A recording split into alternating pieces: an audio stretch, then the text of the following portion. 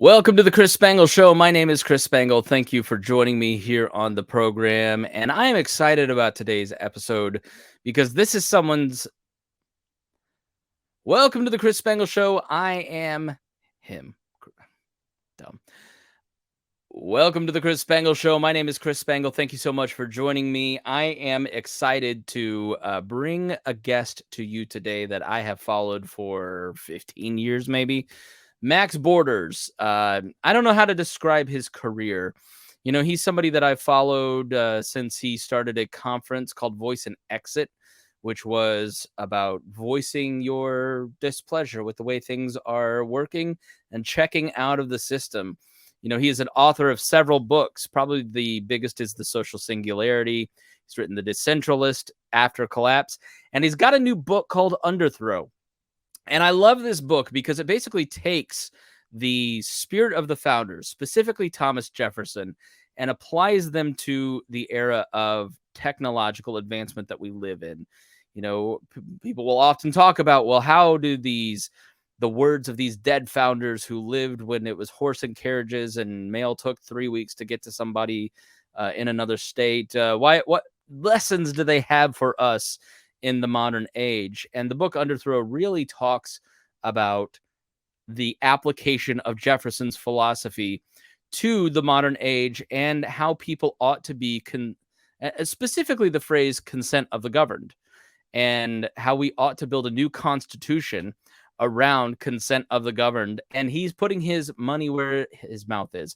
He has a contest for $25,000 to write a brand new $25,000 to write a brand new constitution based around the consent of the governed and adapting the U.S. Constitution to the modern age. So check it out. Max Borders is an incredibly fascinating guy. I really enjoyed our conversation. So let's get to it right after these words.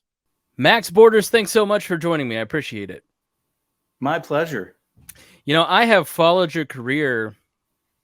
One of my nerdy things that I like to do, back when I worked for the Advocates for Self-Government, I started doing this, even actually at the Libertarian Party of Indiana back in 2010, is collecting lists of libertarian podcasts and libertarian websites and think tanks. And, I just was looking at libertyexplained.com at that list, which are now woefully outdated because I've stopped following the libertarian movement in a lot of ways. But during that time, I came across your work. I think it was really Voice and Exit, which I guess you'd call a decentralization TED Talk. You can quibble with that if you'd like, but I thought that was such a cool idea. And one thing that I've loved about your career that has been instructive for me is that you seem to have focused people like me who come from a political background, focus a lot on politics. There are a lot of people who kind of focus on philosophy, right? You always have, Guilty. yeah, you definitely are in that vein, like listening to your interview with Andrew Heaton and just reading the book, you definitely seem like a decentralization Madison. You're a nerd for different governing types. And it was fun listening to you two to talk about, well, the Native Americans started and they had this, but you really seem to, I don't know, how would you describe your interest? Decentralization seems to be very important, but you always have seemed to try to project towards the future of here's where we want to go. And I think one of the problems with a lot of libertarian or right-leaning thinkers is we're thinking about the problems of the present based on our understanding of the past. So your tone and tact and focus, I think, has been really cool. So where did that develop? First, quibble with anything that I just said. But from an outside perspective, that's sort of how I've always viewed what Max Borders does. Where can we get to? Which I think is really cool. First of all, no quibbles, none at all. I am old enough. You can see in the salt in my hair that I'm old enough to have come from a politics, policy, and punditry background. Actually, I'm a trained philosopher. So the philosophy bit was dead on. And I'm still a sucker for that. I always will be. It's woven into the fabric of my being. But I think the politics, policy, and punditry thing, I did that for a long time. I worked in a number of organizations on those topics, and they tend to sort of constrain people's thinking. and and the way I hoped to sort of reframe things with some of the projects I've worked on over the years is to get people interested in creativity, entrepreneurship, and innovation as a mechanism of social change. And I actually think that people of a libertarian sensibility are much better suited to that than traditional politics. Not only because they tend to be have engineers' brains, left-brained kind of folks, and that's not wholesale, but that is like the great preponderance of people in who self-identify that way, I would say are much better suited to entrepreneurship and innovation than processes versus art. Well, and that's unfortunate too. I think we need to be able to have more creatives, more creative types who are right brain thinkers. But yeah, they're more interested in process. They're more interested in analysis, and that only goes so far in policy analysis. But a lot of times, I think what you get are people who have interesting ideas and innovations that push back against both the prevailing narratives and the status quo in interesting ways. And while I definitely appreciate certain things about conservatism as a doctrine, that is, you don't want to change too many things too rapidly. You don't want to tear down Chesterton's fence. There's some, it's like you have to acknowledge progressive, conservative. You have to acknowledge the beauty and the interesting facets of all of the different political movements. My hope is, and I believe as a liberal, and I just call myself a liberal, sort of broadly speaking, with, I have deep libertarian sympathies, but broadly speaking, I think what liberalism brings to the table is this idea that we are trying to liberate you to experiment with different conceptions of the good that would involve self-selecting into specific kinds of communities. And those communities can look very different from one to the next. But as each individual explores their communities, they find which ones comport with their particular conceptions of the good. And that's just a fancy way of saying we're all different. And some of us are wired differently. Some of us come into the world differently. And acknowledging that pluralism among people means maybe we're kind of trapped in a system where we're trying to figure out what the one true way is and bludgeon everybody with it. And even libertarians can fall under that way of thinking sometimes. So what I try to do is say, look, decentralization is a way of instantiating pluralism. It is a way for us to try out different ways of life, more highly local settings. Stop fixating so much on these distant capitals and the spectacles of electoral politics, or trying to oblige someone in a bureaucracy to do something interesting and new that is going to run afoul of some special interest group. And instead, let's start creating things that people can join in and make change that way. And of course, I started having that reinforced for me really heavily reinforced to me on about 2012 and 2013. And that's when Uber came out. Uber came out in 2012. And the Bitcoin white paper was written in, I think, 2009. And I had been exposed to the ideas of Bitcoin in 2011. So the long and short of it is, it's like, whoa, Bitcoin and Uber and these different entrepreneurial projects, innovation projects, were a way that you could move the needle that circumvented the box of politics, if that makes sense. Yeah, I think you scratch a lot of the itches that I'm kind of thinking through and wading into. I've always been a very political person and not as much a philosophical person. So over the last year or two, I've really been trying to like catch up and I just was like, what is a liberal? What is a conservative? And what are the histories of these terms? And I've kind of been thinking through some of that stuff, and I've made it up to the American Revolution lately. So the title of your book is Underthrow: How Jefferson's Dangerous Ideal Will Spark a New Revolution. And man, you just have written a book that I've been looking for, because one of the currents, I think a lot of it may come from libertarians, kind of maybe more coming from a conservative background. Ron Paul, I think, has a lot to do with that. You are a libertarian, you call yourself a liberal, but in the libertarian vein, like I call myself a libertarian from the before times, right? Where people who were libertarians before Donald Trump have, I guess, a different sort of view of things than maybe post-Trump libertarians.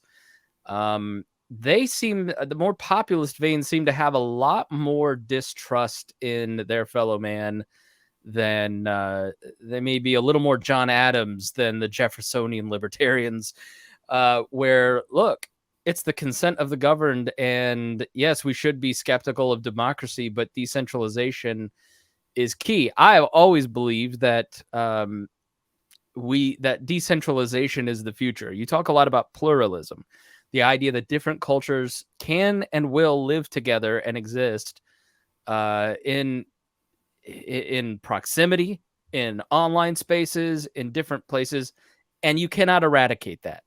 I think that there are some folks who have not figured that out. We talk a lot about the culture wars, so this is the first question. I've got a lot of questions out of some of that thinking there. The first question is the culture wars and how you sort of interpret the culture wars. And, I'm sort of like, I'm a Christian conservative leaning person who is deeply committed to liberalism and pluralism and democracy and capitalism and kind of the direction that you're moving with decentralization, and that it's not going to be all that horrifying if we can just kind of break out of some of these propaganda models that we're under. How do you interpret it? Do you look at it and just sort of go, well, I'm just checking out of this and let's focus on other things? Or do you say, one side will inevitably win, so we ought to participate? How do you look at the culture wars and these two sides that just keep bludgeoning each other in the press? Let me answer that with a reference to another book I wrote back in 2017, published in 2018, called The Social Singularity. I opened that book with the following metaphor. It's like, what if you woke up one morning to check your smartphone, and most people do that in the morning now because that's the world we live in. You open up your smartphone and you only find that there are two apps, the red app and the blue app. How would you feel about your smartphone at that point? You would feel pretty disappointed because, at least I would, because, and by the way, these two apps fight over which one is going to be, you're going to be able to use for a certain time period for the operating system, right? Which I would call DOS, the democratic operating system. Yeah. Okay. Outdated. Outdated. That's right. So what we're living in now is DOS, the democratic operating system. And there are only two apps and there are only two choices. And that duopoly of red versus blue, it creates massive incentives to tribalize around one side or the other. And what that does is it takes away from local experimentation. I I just moved away from Austin to a much more conservative area. I love where I'm living now. It's beautiful and fun. But in living in Austin, it was a really heterodox community. There's all sorts, everything from progressives, hippie types to techies, which you might call the gray-minded, from Balaji Srinivasan, I think, taught me that.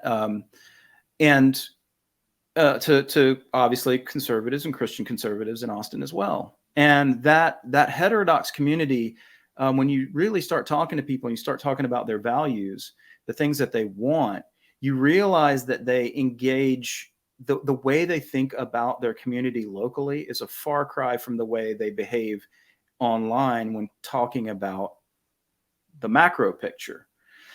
This system of incentives it sort of forces us to want to, because we live in a system where the idea is if our team gets elected, we get to install them at the highest echelons of power, and we're going to get to, our chosen way gets to be everyone's chosen way, shoved down everyone's throats. decentralization, which is, I would say the mechanism, the political mechanism for, which is just breaking up power into smaller, more local units so that people can more readily or more easily self-govern. What they instantiate more locally might not be what we're used to. They might be able to experiment with a little welfare state locally when people know their neighbors better. And that welfare state is administered in a way that's much more communitarian than it is now, whereas we just, for example, outsource our sense of responsibility for our fellow man to distant capitals and expect that this largesse is going to be just sort of, distributed from on high as if by algorithm. I mean, that's really what it seems like. Faceless bureaucracies just cutting checks to people. It's almost like a vote buying scheme. Yeah, versus the township model here in Indiana, where you can go and help. They can help turn on your lights, buy your kids school clothes, but they're going to come out and do an inspection, and they're going to turn down 2/3 of the people because they could sell their TV, right? Versus or whatever. Yeah. What bureaucrat are you trying to convince that just doesn't care because they don't have to? Right, and I think the more abstracted away people get from their governance, which is the electoral spectacle that happens every 2 or 4 years. Some people don't even do their midterm elections. They just care about the presidential, because that gobbles up all of the real estate, all the media real estate, all of the, the cult of the presidency, and the administration, presidential administration, has so much power. The executive branch has so much power now that the deep state is a very real thing. And I don't think anybody can deny that anymore. It used to be, they'd make fun of you if you said the deep state. And today it's sort of like, yeah, that's the reality. Whereas if you had a model that was more like, let's say, Sweden or Liechtenstein, or a city state like Singapore. Singapore is very conservative in its orientation in terms of social freedoms. They will put you to death if you try to sell someone a certain amount of drugs. I don't like that as a liberal. I find that a little too excessive. But I think, in terms of as a local municipality, if I wanted to opt out of something like that, if you can reduce the cost of my exiting some jurisdiction that doesn't comport with my conception of the good, I can go live in another one that is a little more liberal in that regard. And then I'm not fighting with my neighbors in the next county over what gets to be shoved down everybody's throat at the state level or the national level. So, of course, the founders cottoned onto this very early on with the idea of the 9th and 10th Amendment, building in federalism. I don't think they anticipated to what degree the 9th and 10th Amendments would be defenestrated, disregarded, completely ignored, totally unknown. Yeah. That's right. So in trying to find a way to resurrect some sort of subsidiarity rule, which comes out of the Catholic tradition, the idea does, but is basically like, let things be decided at the most local feasible level. You can get as close as possible to anarchy without ever really getting there. Sometimes I call myself jokingly an asymptotic anarchist, because you have what? Asymptotic anarchist. It's a fancy word. So an asymptote, and I'm not a mathematician, by the way, so I'm using this metaphorically. But an asymptote is a curve that approaches a line like an axis and never actually gets there, right? In mathematics, it's the same kind of idea, like Zeno's paradoxes. People constantly, among libertarians particularly, argue over these ideas. We're going to have a minimal state, and it has to do this and that certain kind of thing. Ayn Rand says so, or, Hans Hermann Hoppe told me that I had to believe this. Exactly. Right. Exactly. Hans Hermann Hoppe says it looks like this, and this is what we need to instantiate. Or, the anarchist is like, we shouldn't have any government at all because that opens the door to this and that and the other. And I'm like, I agree with the anarchist that political power is fundamentally unjust. Michael Huemer's book, the Problem of Political Authority, is really good in this regard. But we're never going to have a Michael Huemer moment unless we're like coming out of some state of warlordism. But even then, you're going to have a powerful, some sort of force to protect you in a condition to instantiate whatever your utopia is. And so I've been more influenced by, speaking of utopia, this guy, Robert Nozick, who is a philosopher who died in like 1999, 2000, I think, who had this great book called Anarchy, State, and Utopia. And he, in the third chapter of this, which is not the most famous chapter, but in the third chapter, he talks about a framework for utopias, or a utopia of utopias. And that little joke, that little thing he's talking about is just basically saying, hey, there ain't no such thing as utopia. We've got to have as many experiments as possible that people can opt into and try out, and leave it if they don't work, or reduce the costs of exiting a jurisdiction that isn't serving their conception of the good. And that has stayed with me for a long time from my philosophy background. And now I'm like, okay, let's try to find creative ways to get people to think along these lines, because if we don't try to shove the one true way down everybody's throats, we don't have to go to war against each other. We don't have to start engaging in this social media civil war that we're already in right now, or electoral politics governs everything. So wait, you're saying I could just delete my app and not participate in the culture wars? Oh, in the culture war? Yeah. I mean, yeah, no. That's that I forgot that this we started off talking. You had wanted to ask about the culture war. I do think there's an element of like you have no idea how much you're being catechized by what you're seeing every 2 minutes out of 5 on Facebook, and you can just go read Nozick or Hoppe or anyone.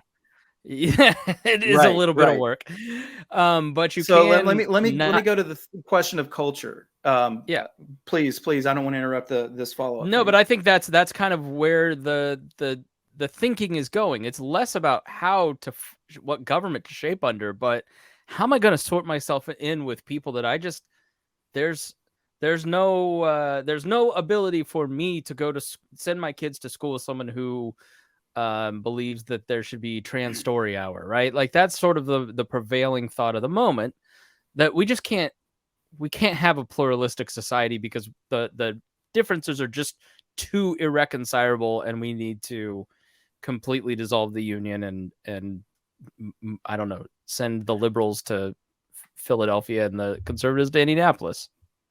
Well, there's a lot of that going on in Canada, but I haven't heard anybody suggest that we invade Canada.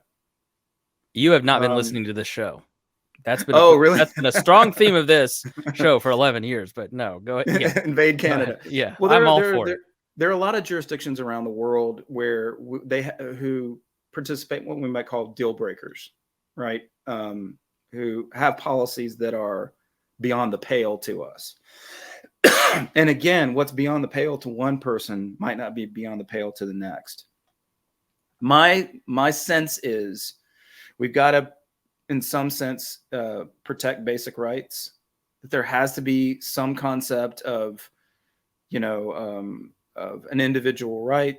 The Bill of Rights enumerates many of these, but basically that we create a condition where it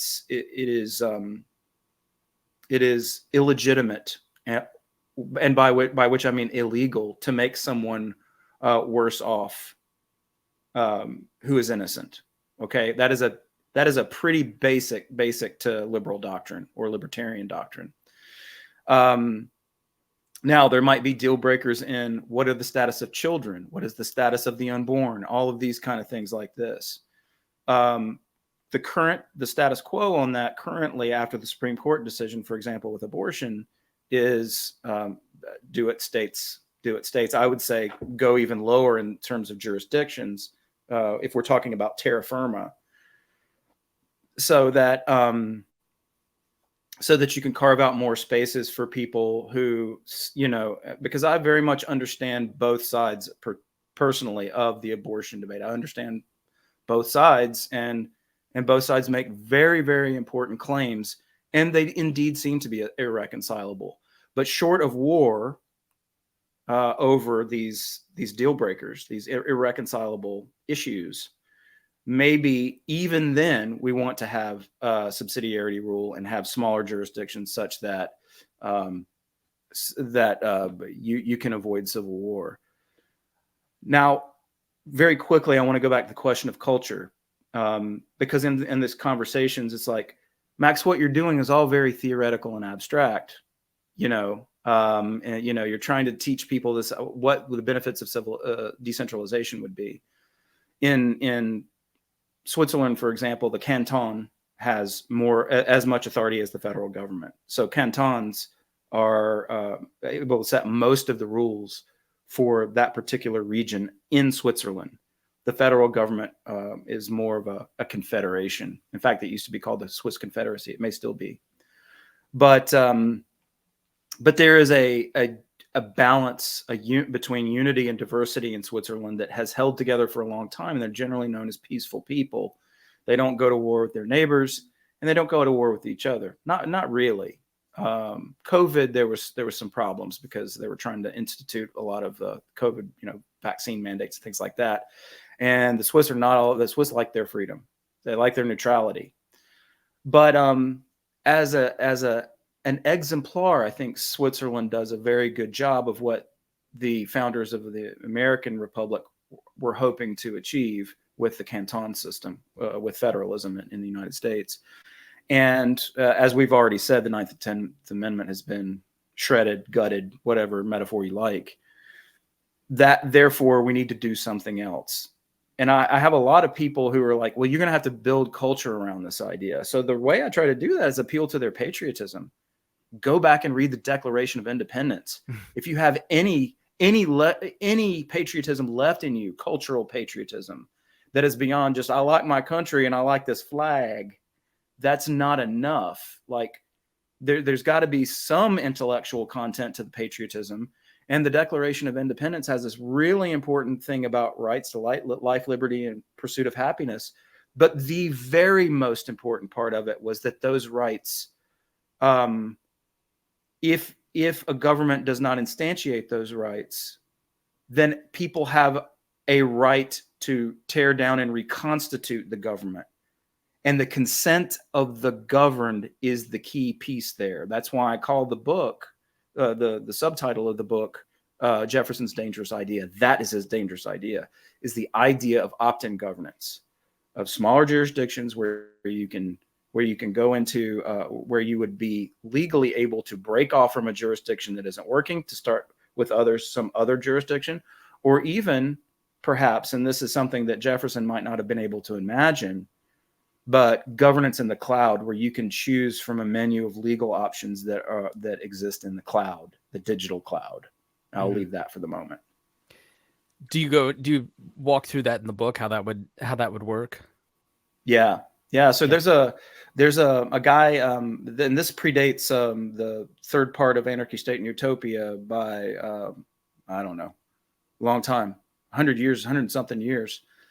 This Belgian guy named Paul-Émile Dupuy, I think is the way you pronounce it. I don't know if that's Belgian or French. It all flows together, I don't know if he's Belgian, but I don't know if it's the French influence to the name or the Dutch. But the idea is called Panarchy, okay? And the suggestion from Dupuy is this. Imagine you could just opt into, instead of joining the Republican Party, the Democrat Party, the Libertarian Party, the Green Party, you could sign up for their governance services and live by their auspices. Now, you might have a local jurisdiction that dictated stuff about, local schools and traffic lights and parking meters and this and that we all know are in towns. And they may even want to have, some kind of little social welfare system at the most local feasible level. But the idea is with a subsidiary, not just a subsidiarity rule, but that you could choose your governance structure, and you might couple that with a federalism rule.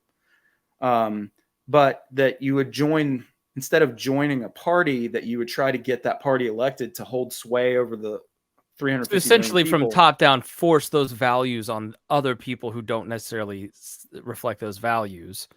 That would be illegal. Down, right. That would be illegal under this system, under this kind of constitution. That's exactly right. And so you would, if there are people in the county over who are very, who are part of an Israeli style kibbutz, They share everything in common. They live in an intentional community. They're all super. They can live and die by that system, and that's okay. And maybe your conception of the good is plucked in a panarchist system. There are other intentional communities that attach to that superordinate governance structure. I know that sounds kind of crazy, but like, it's exactly how we use social media now. And that's promising to me. You know, these tech examples, I keep coming back to these tech examples about your smartphone or whatever, and having options and opting into different kind of systems. You don't have to go to war with your neighbor. You just have to, you'd either have to move or take them to court, because the tweet says, after you've subscribed to your chosen system and live under its laws, it might include a heavy taxes, it might not. But after you opt into your chosen governance system, you then, if there are disputes between and among jurisdictions, that goes to common law courts. And that is, I think, how you resolve some of these things. And then you can create settled law based on the common law. We have, in the History of Modern Politics podcast that I do with my friend Matt Whitliff, barely dived into common law versus statutory law. We, in America, don't live under the common law. We live under, I don't know what. We have a hybrid structure. We do live Yeah.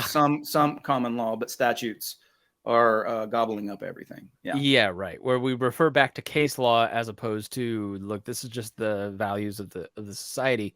So, how do you envision moving forward? Like, talk to me about Underthrow and how we start to, and the contest. Plug the contest, because I think that certainly plays into this. But like, if you've given the German idea, like we started with, all right, maybe you could be open to a different idea. Here's the idea that we're suggesting. Now let's get to the hard part, because like with the Constitution, for instance, one thing I love about the book, and one thing I could not agree with you more as I become sort of obsessed with the American Revolution and the idea of it, it was so revolutionary for its time, and Americans have completely lost sight of this, where you didn't have the son of a king who's the son of a king sort of being the, the voice of God, Peter II of Spain saying, don't get these two confused because it's the same thing, in the 1500s. Like, Pedro, not Peter, excuse me. But you had the founders coming along and saying, we're going to disperse power, decentralize it amongst the states, and let them choose. I don't think there's anything unreasonable about your idea of, let's say, abortion. Why can't a state legislator walk up and say, we're going to let counties in Indiana decide how they apply abortion law? The state government wants to have the authority of that. Now we're talking about Mike Pence and Kamala Harris arguing over the federal government and trying to force those values.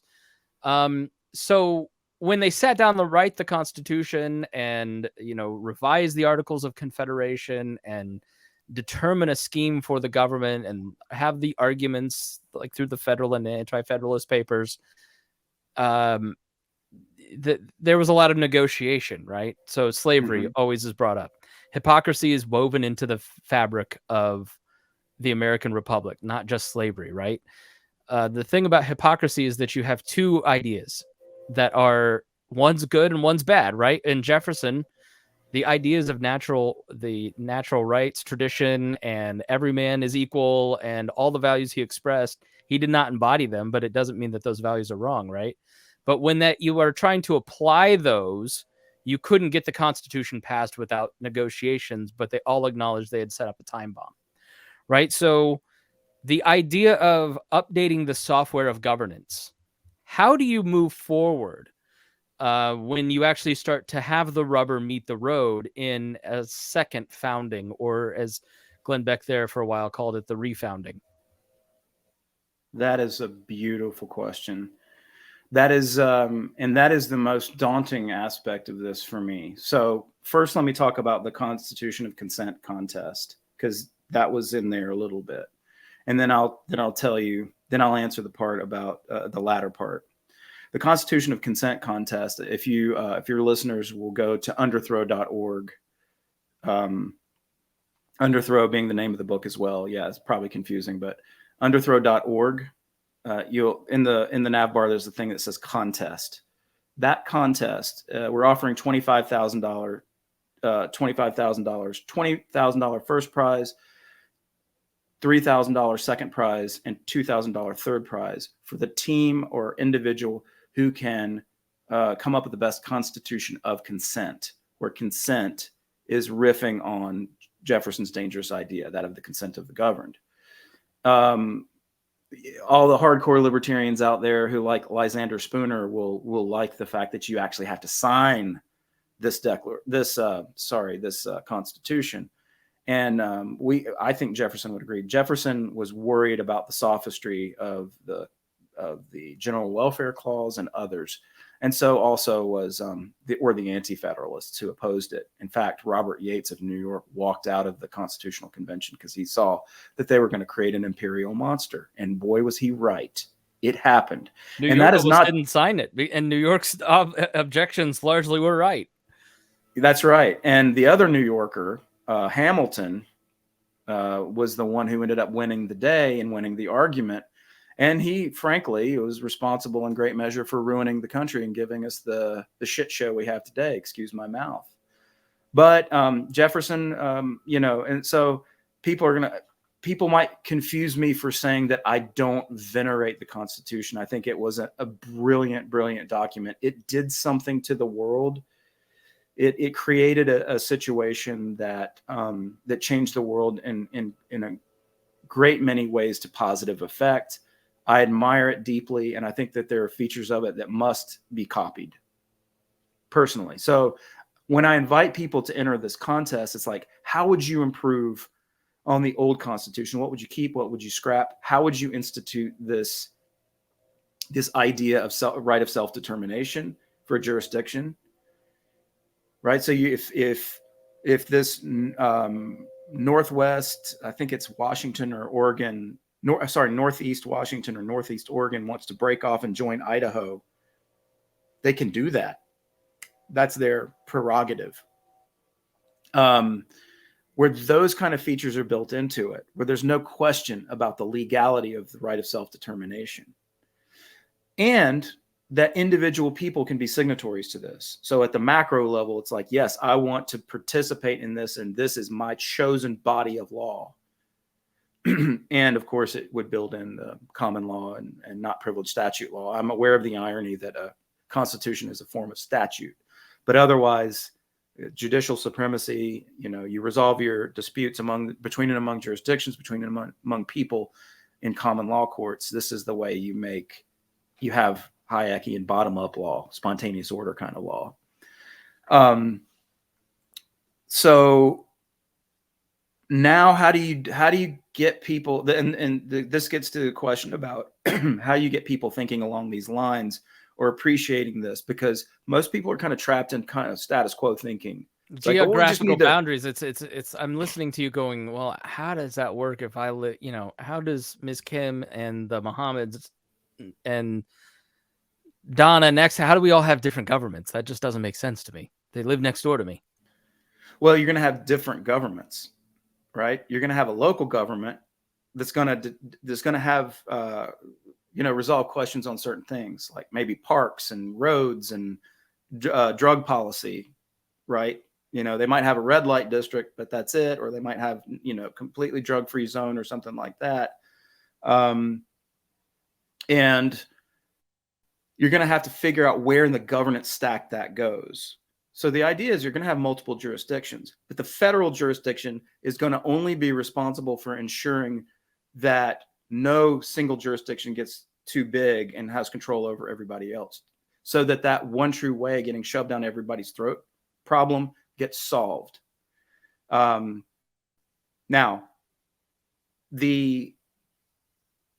here's how it would work. I see what you're asking now. I was interpreting you in a different way, and I'm going to try to answer both ways.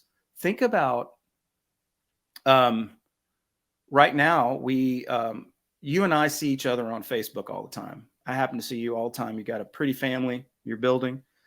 Thank you. And Appreciate it. And every once in a while, I'll put pictures of my kids on there. I hope you see those. And we can join Facebook groups, right? We can join all kinds of things just on Facebook. If Facebook we considered our social operating system, there's all manner of things that we can join in or get out of in Facebook.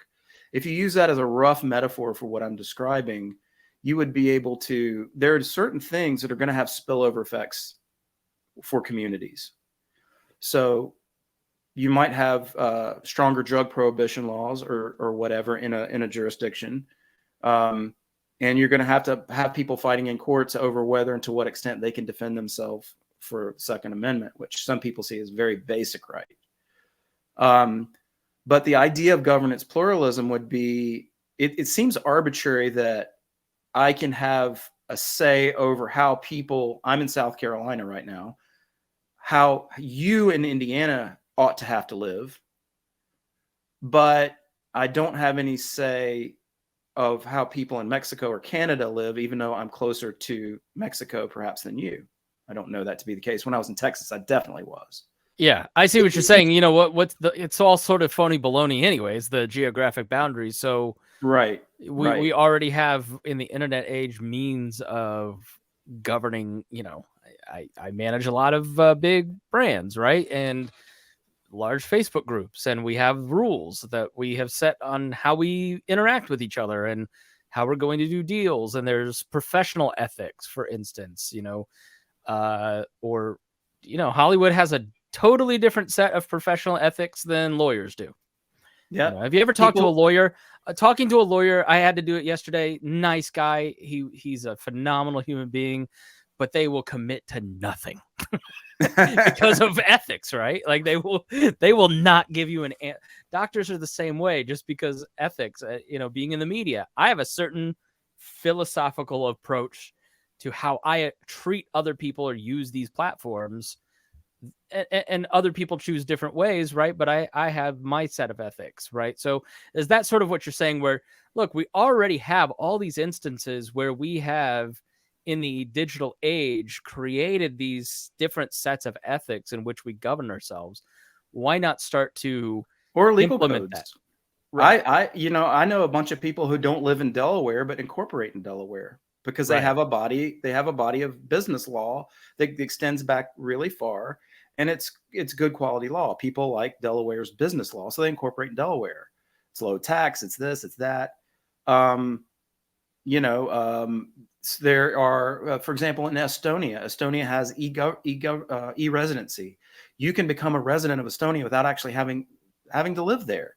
And you incorporate in Estonia and you enjoy their low tax environment. You enjoy their whatever aspects of their legal code they're proud of. And they think that, and if you're living in an African nation where the bureaucracy is thick and the regulations are so strong that it makes it virtually impossible for you to create a business in that jurisdiction, you might want to pluck from a menu of options. Also, there's international law governing business between and among multinational corporations that hold sway all the time. And when you do business with someone, you agree to do an arbitration agreement, right? Where you agree to go to a common arbiter, certain court system. I think this makes a lot more sense than just anarchy, right? So like anarchists will kind of run around and go, well, there just should be no laws. And that just doesn't work for people because I have to pay somebody to do my trash and I've got to hire a lawyer. Right. It's whereas if you adopt a set of governing codes around, look, we generally agree with the principles of this set of constitutional rules around marriage and business and X, Y, and Z, right? Maybe you can articulate what would be kind of covered under these governing operating systems. It's a much more clean, understandable, acceptable form of governance for people, because just saying there should be no government is just sort of overwhelming, I think, to people. Yeah, and look, this, I think one could argue that what I'm after is a species of anarchy. Anarchy, I think, properly construed, is rules without rulers, right? And if you have people who really want to be ruled, or really, really want a certain kind of governance structure that has an administrative hierarchy, that's really hard to argue with, except till it extends to the entire country. And that's where it the costs of escaping that jurisdiction become inordinately high. That's what we're trying to avoid. So yeah, this is sort of like a pragmatic way of looking at anarchy as rules without rulers, because if you can easily move to another jurisdiction or to another body of law after the subscription period elapses, I can choose another body of law. And then if there's any disputes between the jurisdiction, it goes to court.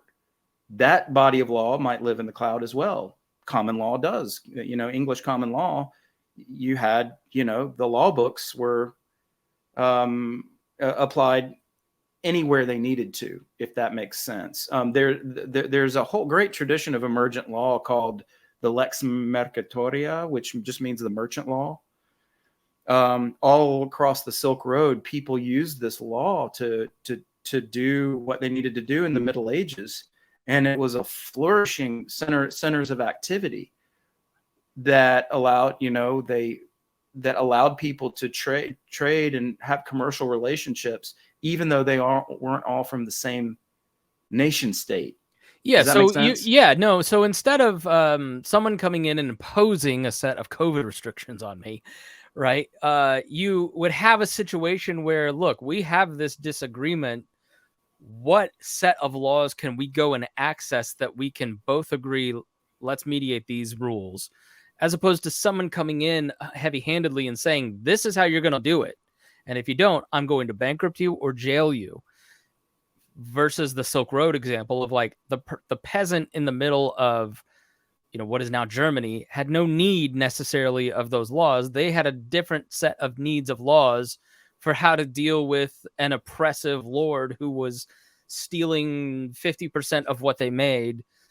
They don't need the Silk Road law. They need a different set of laws. And so let's govern ourselves under these laws based on need as opposed to force. And you got the Magna Carta. You already had the English common law when you got the Magna Carta. These emergent forms of law have always been with us. It's really the Romans who ruined everything with statute, the Justinian law. And yeah, they had their legislative bodies and their deliberative bodies, the Senate and so on. But it's this idea of sort of statutes holding sway over great swaths of territory to be administered by governors or satraps or whatever, that the influence of Rome persists today. And it's not to say that everything about Rome was bad. It's not. I mean, there were some amazing things the Romans were able to achieve, but they did a lot of it through, imperialism and conquest. Even as the Republic, the people underestimate the degree to which the English common law is a superior form of law, in my opinion. Notwithstanding my idea that it should start with a constitution, which is a statute. Well, one thing, and this is kind of my final. Actually, no, it's not. In this situation, it's a multilateral contract, and that is the difference. It is something you sign and agree to live to, and that's the difference. So, how would you deal with somebody that you don't agree on what constitution to adopt, or what set of laws? How would you deal with that, where I'm living in my landlord's house and look, he just decides? That's sort of always been my hang up on anarchy, right? Like I agree to use this court and he agrees to use that court, and well, we just can't agree on court, so I'm going to just take your stuff, right? They have more power than I have because they have more capital. I could see that possibly being a breakdown in the system. How would you answer that?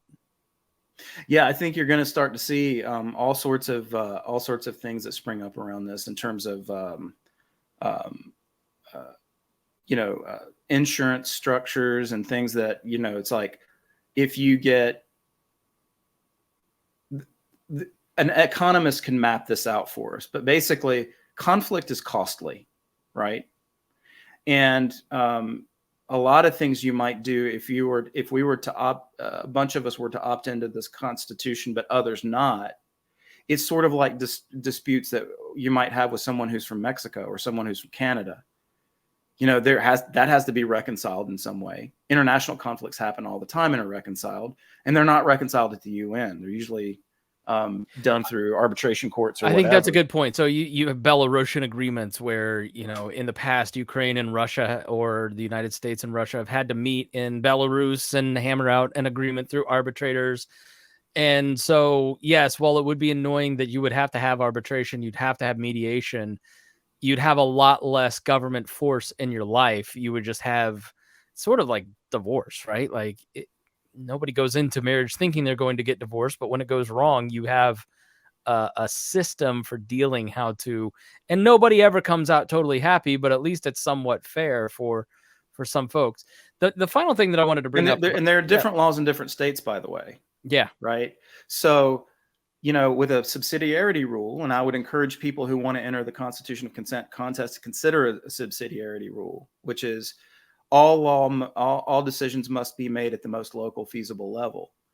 If an age of consent law, for example, applies, if you're, I don't know what it is, 16 in South Carolina, let's say in North Carolina, it's 17 or 18. I don't know. I just don't know. I'm from North Carolina, but I don't know. As a libertarian, I feel like that's like where we all, you become libertarian long enough, you're like, well, and then it comes down to AOC.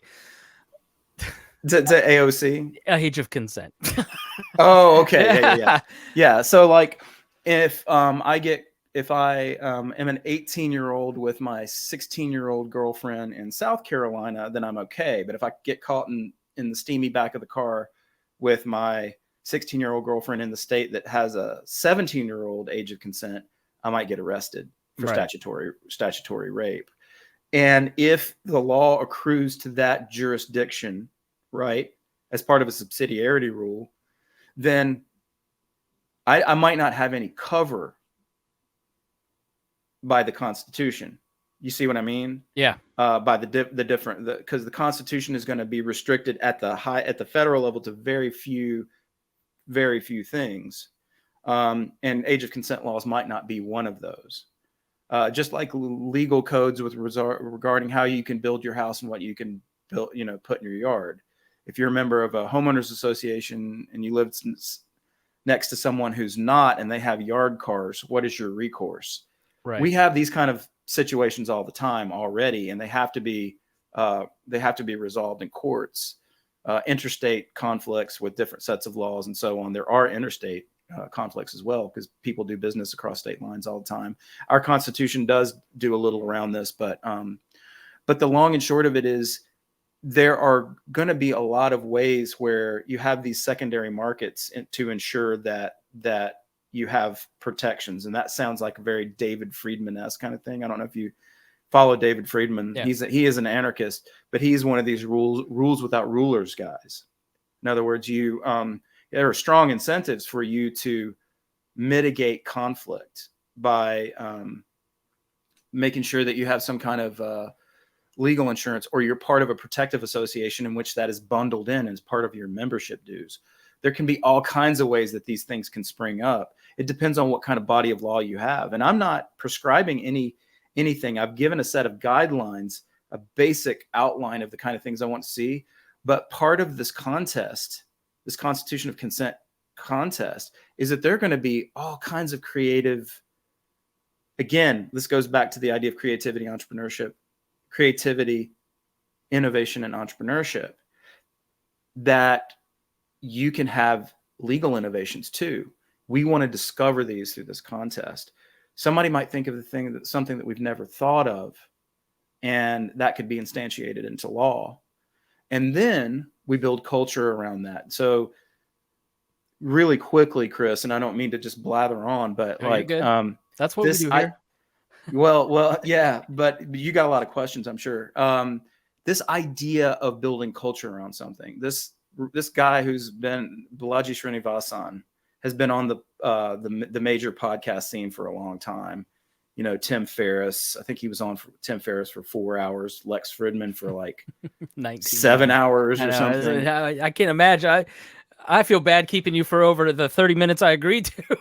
Oh man, no, I was expecting an hour, so this is Okay. fine. All right, We can good. stop All whenever right. you want. But All right. but the idea for Balaji Srinivasan is that people will gather around a moral political order in the digital cloud. And so if you and I and a whole bunch of other interesting people all around the world, and believe me, they're everywhere, can coalesce around something that is an artifact of our reverence, like the Constitution, that embodies our values. That's really the way this starts. We build a culture amongst ourselves. And in fact, I would like to see that community form and be robust. Eventually, you can start to have the ideas and the community descend down to whatever jurisdictions that it can find a toehold in. So, for example, right now in Honduras, there's the ZEDES laws. You can certain ZEDES have like patches of soil within Honduras where they have created a jurisdiction called Prospera, which is one of the freest zones the world has ever seen, and it's only existed for, I don't know, less than a decade. And they're starting to get business formation there. They're starting to get all kinds of things happening. That if you just come down to earth in one jurisdiction, this Constitution of Consent is designed to spawn subsidiary jurisdictions, but connect back up to a body of law that protects certain kinds of basic things. But the Constitution of Consent is designed very much like open source, so that you can fork it and change it to your heart's content. And certain people want to live under this body of law. And it was like, no, we absolutely have to have an abortion provision in our Constitution. So they fork it and they add the abortion prevention. And suddenly you have two constitutions of consent, one of which is with the abortion provision, one is without. You see what I mean? Yeah. So, but the whole idea is this is a global phenomenon without being globalist, because it's not meant to instantiate any kind of centralized authority. It's precisely the opposite. It could be called a constitution of decentralization. Yeah, I see why you invoke Jefferson.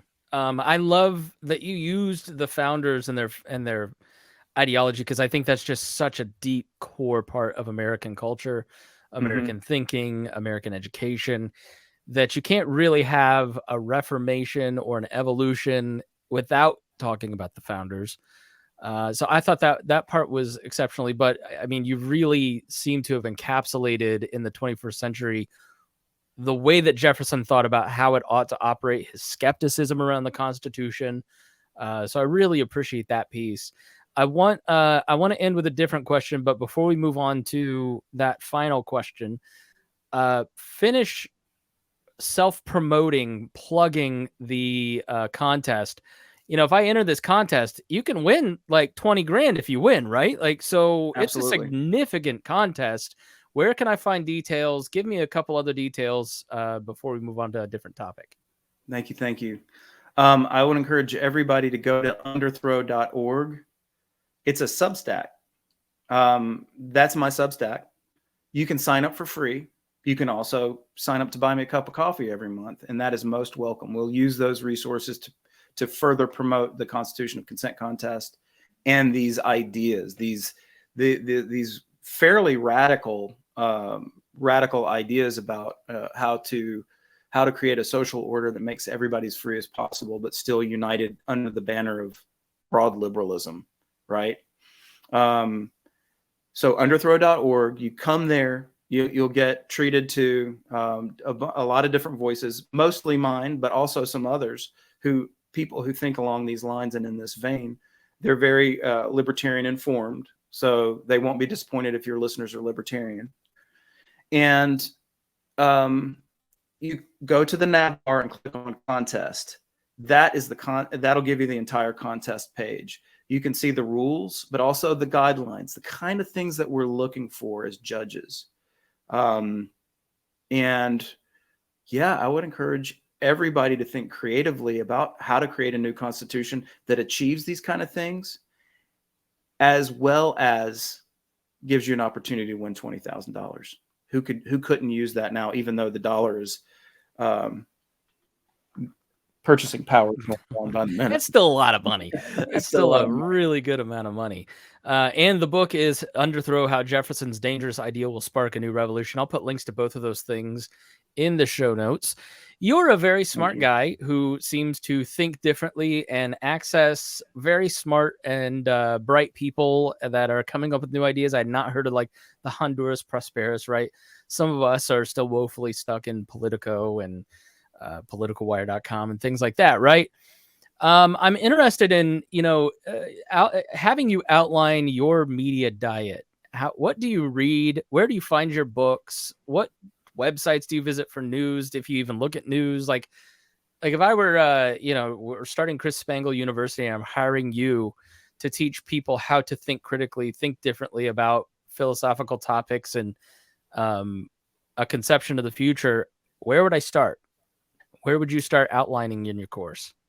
Let's see. I read my consumption diet is often just what other people find interesting that has an interesting title when I click on it. So I have to be very, very honest in saying that's probably 50% of what I consume, and podcasts recently. I have a ton of books and things that I from the past and things that I like to read today. They make fun of me. My last name is Borders, and there used to be a Borders Books and Music, and my office is just a bunch of books, and so I'm Borders the book order. But as far as things I like to read, believe it or not, I like to read what I call dissident leftists. Okay, those are people like Matt Taibbi, Michael Schellenberger, Glenn Greenwald. Those I often start with those guys because they're doing a better job of really critiquing the authoritarian left than the libertarians are doing.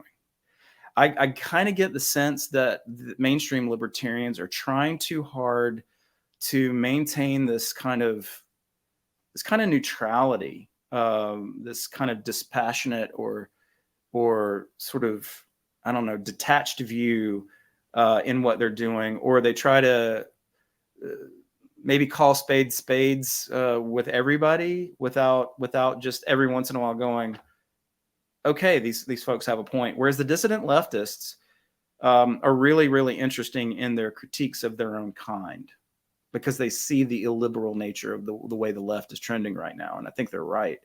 I also like reading really interesting right-leaning people, and right now I'm not mentioning any libertarians that I'm reading, right? So people like I was looking at that list that I kept on libertyexplained.com. Those websites aren't being updated. The organizations aren't as active. The people have kind of moved on. There's a hollowing out, I think, of kind of where the intellectual class of the libertarian movement was maybe a decade ago. And I do agree with you. I tend to like people who are criticizing their own in-group. I think that's far more interesting than somebody who is in the out-group. Like the Daily Wire constantly criticizing leftists, or the New York Times calling everything far right. Like, to me, that's not as interesting as maybe somebody who's in the tribe kind of going, I understand my people, and I think this is a problematic thing, and here's why we think that, and here's why I think, so I tend to agree with you on first the out-group, in-group criticism, and then also not a lot of libertarian stuff out there that's as not like it was, right? I mean, there are libertarian adjacent things like Astral Star Codex, which is Scott Alexander's work, and that's a pseudonym. There is, people like even some of the sort of the dark enlightenment people like Curtis Yarvin. Like, I checked that stuff out. I did a big critique piece of Curtis Yarvin in Quillette, but that doesn't mean that I'm not still interested in what he has to say, because he guy's freakishly smart. On the right, and also a recent convert to the right, is this guy named an English fellow who lives in Ireland, who's a deep traditionalist who is converted recently to Orthodox Christianity. He's got some really interesting ideas from the perspective of a newly converted Christian conservative. His name's Paul Kingsnorth. I like to read him. I like to read just some of the heterodox stuff like Unheard. They've got some really great writers. The Free Press, which is kind of like a centrist heterodox thing that the former opinion editor of the New York Times started, Barry Weiss. And she's also considered a dissident now because she was unwilling to toe the party line, and she wanted to have an editorial page that represented a lot of different views. And the wokies at the New York Times basically tried to run her off and essentially succeeded. But she's doing really interesting stuff now on her own terms. People like gosh. Now I just had it in my mind, and now I have give me some books. Like if there's some foundational books that like people wanted to start wading into the political philosophy that you're into. What are like 3 to 5 titles that you'd say, look, I think these were foundational, and you should definitely check them out. They stand the test of time. Okay, that's an easy one. I would do 2 Cheers for Anarchy by James C. Scott. I would do Anarchy, State, and Utopia by Robert Nozick. I would do The Social Singularity by Max Borders, obviously, because that's really a distillation of a lot of my influences and ideas. I would say the recent works of Matt Ridley. I really like Matt Ridley. I like the way he thinks about economics and technology. And I would say the Bourgeois series from Deirdre McCloskey. Thank you. You're welcome. Her book on liberalism I thought was excellent too. It's probably a little more of an introductory read in defending the concept of liberalism as well. I have not read the Bourgeois series, but I did like her case for liberalism. Yeah, there's two more. I'd say The Sovereign Individual by 2 authors, Rees-Mogg, and the other author's name escapes me. And The Network State by Balaji Srinivasan, which is a recent book. James Dale Davidson. Yes. Thank you. What was the last one? I'm writing these down. Yeah, The Network State by Balaji Srinivasan. All right, cool. All right, let's end there. I thought you've been more than generous with your time. Thank you so much. Highly recommend Underthrow by Max Borders. Go check out all of his books. All the titles of all your books seem really interesting, and I'll read what was the one that you mentioned? I'll read that one next. The Social Singularity. Yeah. All right. That's my most popular book, and I have to acknowledge it. For some reason, that flew off the shelves, and or the virtual shelves, because people find it at Amazon. I own okay, yeah, it's $6, and it's on Kindle Unlimited, so there's no reason not to. Come on, people. Yeah, and then Underthrow. Yeah, I could really use the algorithmic lift on that one. Yeah, and if you have any listeners that are broke and want it, I'll send you the ebook for free. Don't say that. No, don't be a freeloader. No, buy the book. Well, this audience has plenty of money, Max. Trust me. These are not poor libertarians. Well, that's great. That's all great. Right. So not giving. But if you've got a college kid out there who's broke, I'm happy to send them a book. There we go. As they rate it on Amazon. Yeah. All right. Thanks so much, Max. I really appreciate it. Oh, likewise, Chris. It was a delight. Thanks so much for joining me here on the Chris Spangle Show. If you got something out of this, please share it. That's the best, really the only way that podcasts and content creators like Max and I can grow in what we do. That is the best way to support us. Second is throw in a couple bucks on Patreon or, his Substack, and make sure you buy his books. And it's really important to support creators that you find interesting. Thanks so much for joining us here on the Chris Spangle Show. All right.